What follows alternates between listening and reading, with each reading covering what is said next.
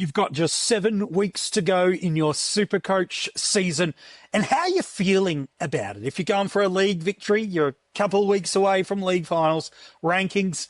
Look, if you're not in the top 1,000, politely, you're not really a chance of at least winning it overall, but potentially getting yourself a PB rank.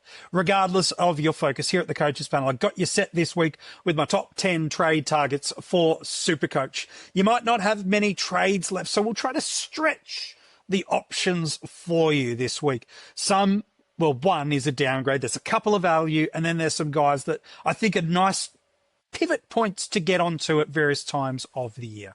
Let's jump in, though. My number one trade target this week, it is the only downgrade I feel good about for you this week, and that is Alex Flying Viking Tauru. He's been an absolute revelation for the Saints since coming into the side. Got a really handy break even still for coaches, but there's a couple of things I like about Tauru here. And again, he's not cheap. Like we're heading down to mid-season rookie or anything like that. You're paying a little bit more for him at this point of the year now than maybe you'd like to, but really you're paying for two things. One, you're paying for job security. Of all these guys that are now coming through over the last week or two, up until the end of the year, I don't think any of them we have supreme confidence that they're locked into the best 22. But with Tauru, I think we can have that. He's got such a super coach game about him with the spoils, with the intercepts, with the solid to clean disposal use. I think we can have some confidence that Tauru's there. So that's number one. Job security, pretty decent scoring. So if you ever had to have him as coverage, it's not like you're copying a Bo Allen 30 or a donut, which a few people have copped over the last week or two with players like a Baz Smith and even a Lachie Whitfield or a Matt Roberts, for sake of a better phrase. Again, I know he wasn't a laid out, but he basically was with the score he dished up for us.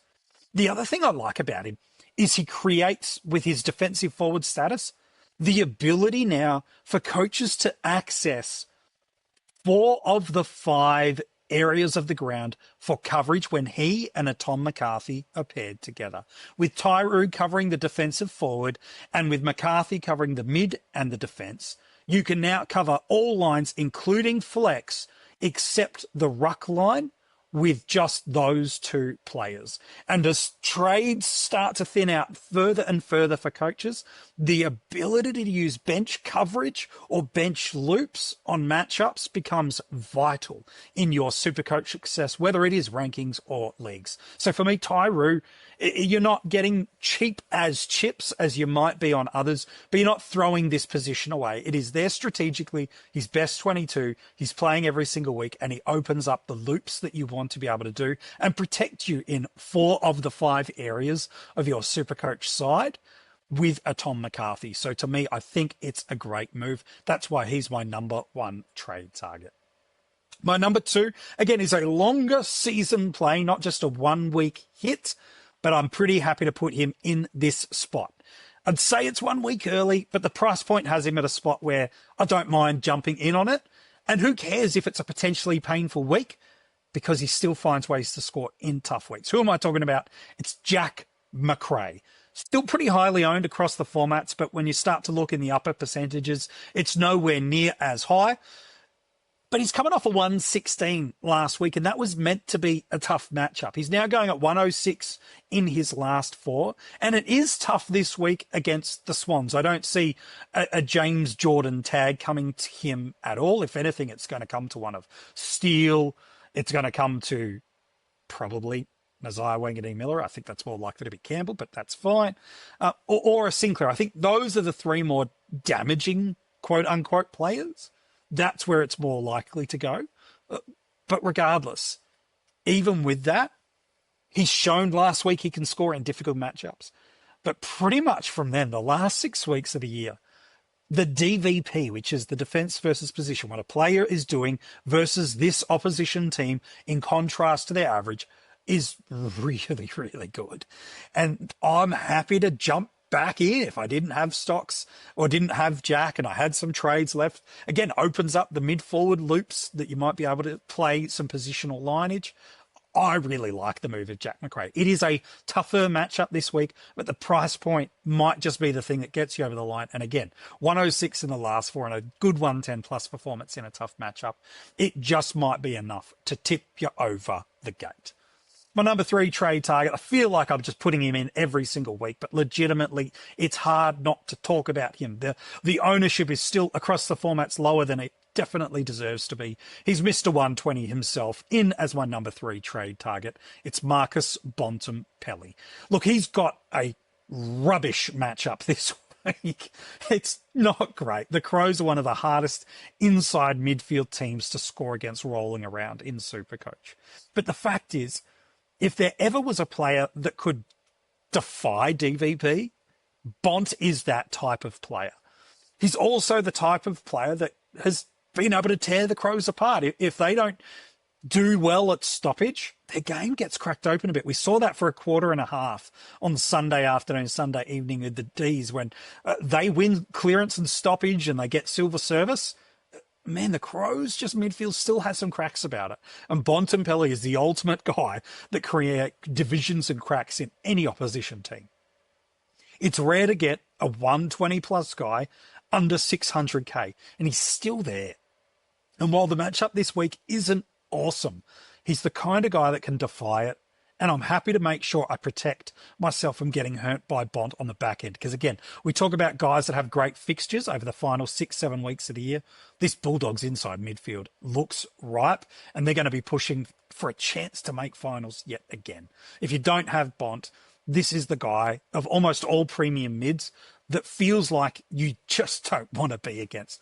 Based on fixture and historical pedigree, I'd be really nervous coming up against him. My number 4 trade target has been probably the best mid-season trade that coaches have done. I'm talking about Colby McKercher. He's coming since that mid-season bye. He's going in an average of 106. He's got a great matchup this week coming up against Melbourne, and he's just dominating these playmaking maneuvers off halfback, kick-ins, if he's not getting them, he's becoming the distribution outlet. He's really smart with his ball use. Yes, at times he takes on a lot with his kick, which does one of two things.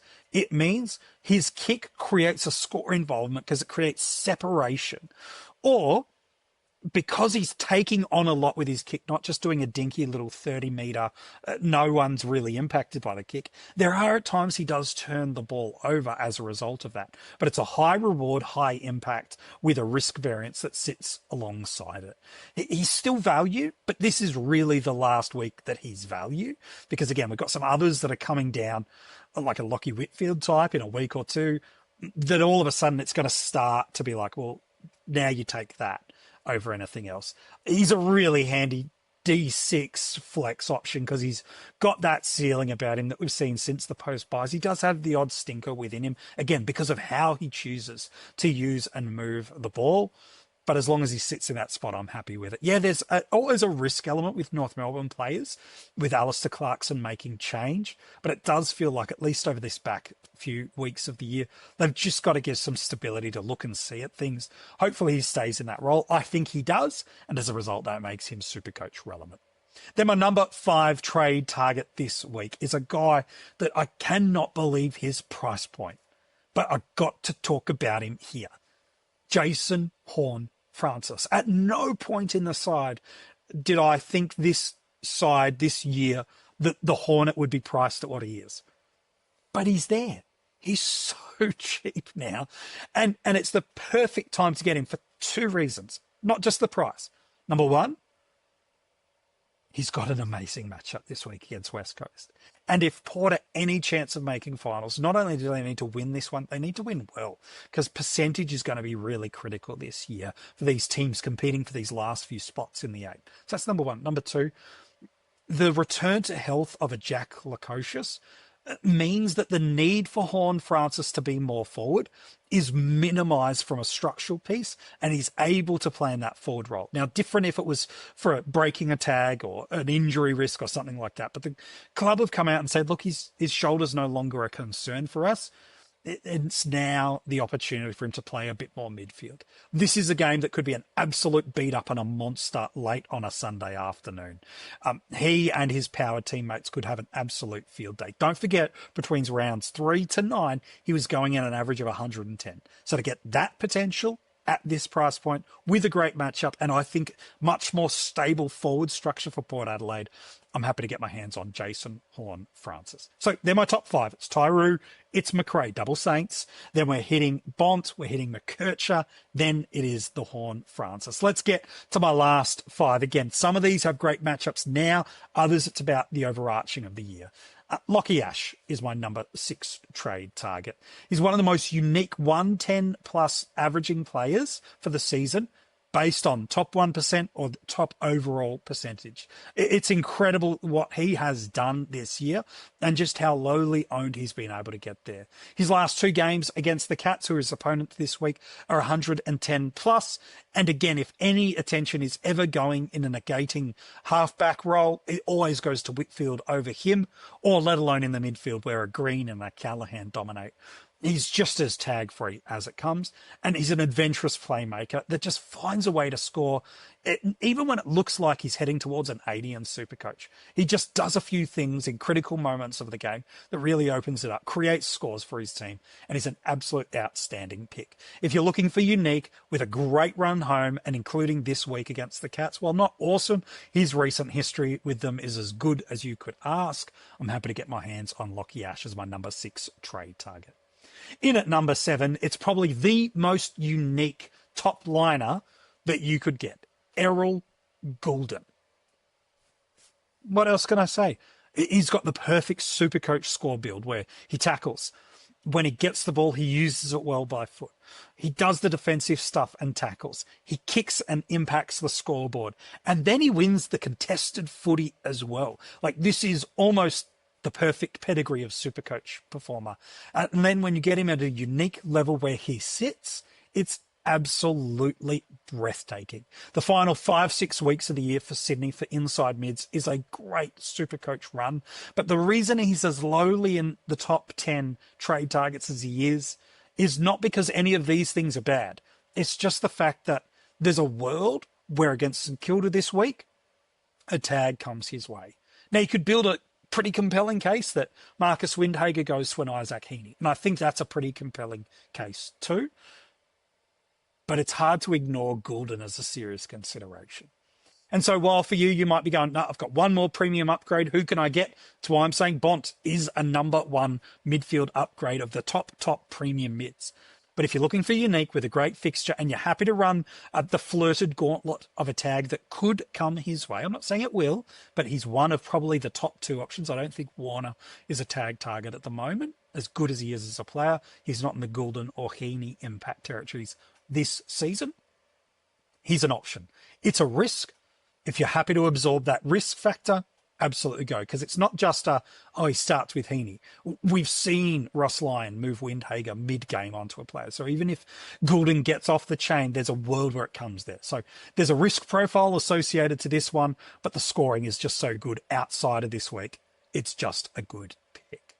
My number 8 trade target, Zak Butters. Again, we talk about Bontempelli to be able to get this 120s guy at an absolute bargain price.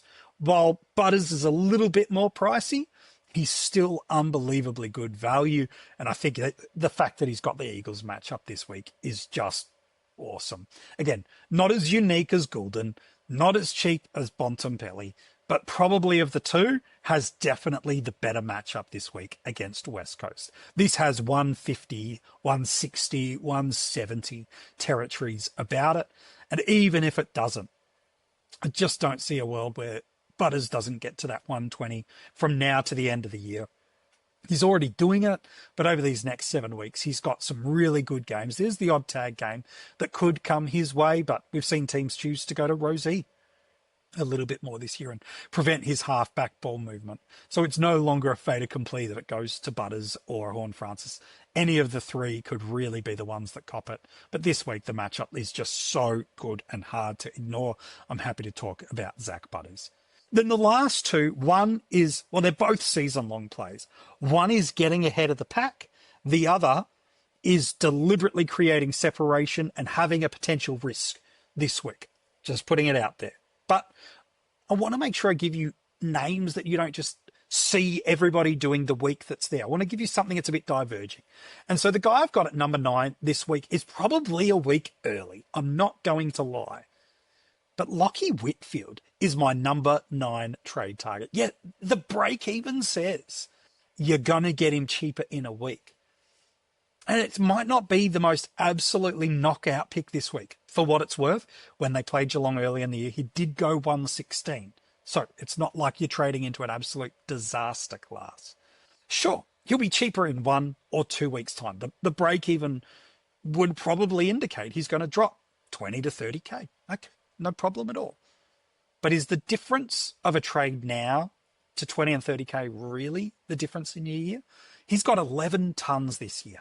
3 of them 140 plus. And as I talked about with his teammate, Lachie Ash, this role of playmaking off halfback for the Giants is really favourable when you look at the opponents that they're coming up against over the final 7 weeks of the year. Yes, it is early based on break even, and the matchup's fine. Again, his history of the game he played earlier this year is solid. But I don't want to miss one of those Giants boys on the run home. Both would be great to have, but nah. It's a week early on the break even, but politely, sometimes you just need to say stuff the break even and get the guy that you want for the back half of the year. And that's where he sits. And then my number 10 trade target is playing in that same game. And again, is probably not this week's matchup making you scream and go for it, but it's a guy that I don't want to miss telling you about. And he's coming off the back of a 135. Brian Myers is who I want to put on the spot. Now, again, it's a slightly red matchup, but he's not your typical general forward. He's a very high half forward that pushes back and gets involved deep in defensive 50 to not only protect his teammates' work rate, but also to create an outlet option. So he's a very, very different guy. But I'm not just talking about, and nor should we be now in Supercoach, only thinking about these 1 week hits or 2 week hits. It's a very AFL fantasy mindset, and maybe the type of thing we'd start to look at the start of a season in Supercoach. But now, where we're in trade scarcity, where we've got 2, 3, 4, maybe 5 trades left, and if you've got any more than that, you've either got a great team and have nailed it, or you've been way too conservative for my liking. But regardless, Brian is the guy based on the fixture over the totality of the 7 weeks. Is someone I would like some stocks on. Like I said, he's coming off the Tigers with a 135. He's got them later in the year. But 3 of the last 5 games, especially for Geelong, are awesome. They've got North Melbourne, they've got Essendon, they've got the Tigers in 3 of their last 5. And the other 3 are actually fine. He's unique. He's got 3 of these 7 games are outstanding. He creates separation for you. And he is the type of player that where opposition teams go, right, we've got to stop Holmes, we've got to stop Baz, we've got to stop Danger, we've got to stop Dempsey, we've got to stop Cameron, there's always a player that just sneaks under the radar a little bit. And Brian, to me, feels like he could be the guy that over these next 7 rounds, while it's a potentially challenging matchup this week, over the totality of the season, might just be the move for you. So those are my top 10 trade targets for you this week in Supercoach. Any of these players you're moving into this week, I'd love to know. If I have named a player you're trading into, the deal is you got it, like the video. But why don't you comment below and let me know what the trades are you are making this week in your Supercoach side. Hey, thanks so much for watching. The AFL Fantasy Trade Target episode is out now on the channel. You can go and check it out, as well as the strategy session. I do hope you're enjoying these videos. We're giving you every single day. There's no footy during the 2025 AFL season. Thanks so much for tuning in. We'll be back with you next week with another edition of the trade targets plus the strategy session.